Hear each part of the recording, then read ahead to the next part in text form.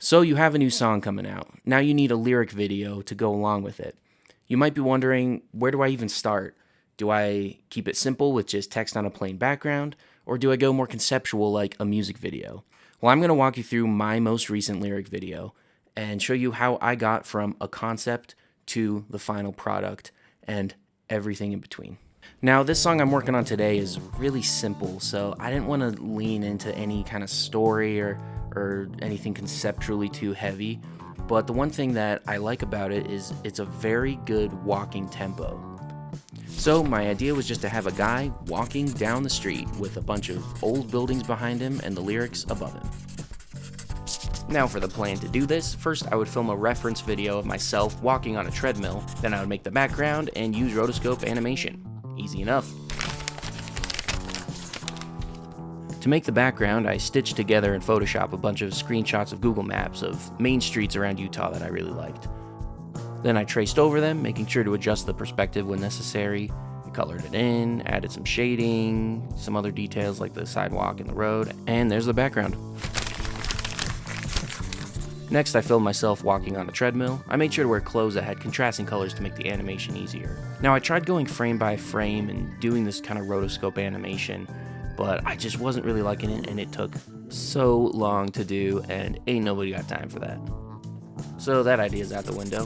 What I'm gonna have to do instead is just remove the background from the footage and use tried and true digital effects.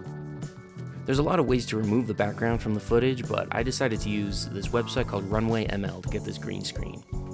Then I brought it into After Effects where I could key out the green and use a combination of levels, tint, and cartoon to get this silhouette effect that I really liked.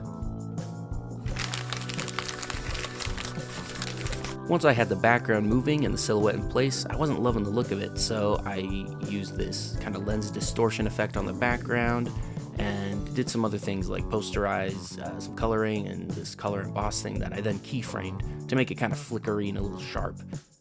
At this point, it was kind of reminding me of those old school VHS CRT effects. So that gave me the idea to play and film the whole video on an actual CRT TV, which is just the thing I needed to kind of tie the whole thing together. But first I had to add in the lyrics. After adding them in, I used this turbulent displace effect and keyframed it to make them wiggle. Then I added in some other little details like this hopscotch, some instruments, some foreground elements, a little homeless person, and a few others. Then I made this intro screen that would transition into the video itself, and I added in just a few little finishing touches to kind of give it that VHS look. Next, I went out and bought a CRT that I could play the video on. I filmed at a high resolution so that I could add in a zoom in post. The problem with the CRT is it was squashing the aspect ratio of the video, so I actually just gradually stretched the footage as it zoomed in. And at the slow speed, it's actually kind of hard to tell. Now, I wasn't loving the look of the actual CRT screen, so what I did is I lined up the video and added in some more effects along with this high contrast image of the screen itself to give it that texture. Then all I had to do was blend them together using a wipe, and that's the video. Make sure you go check out the whole lyric video, links in the description below, and leave a comment if you have any questions or if you have anything specific that you want to see in the future.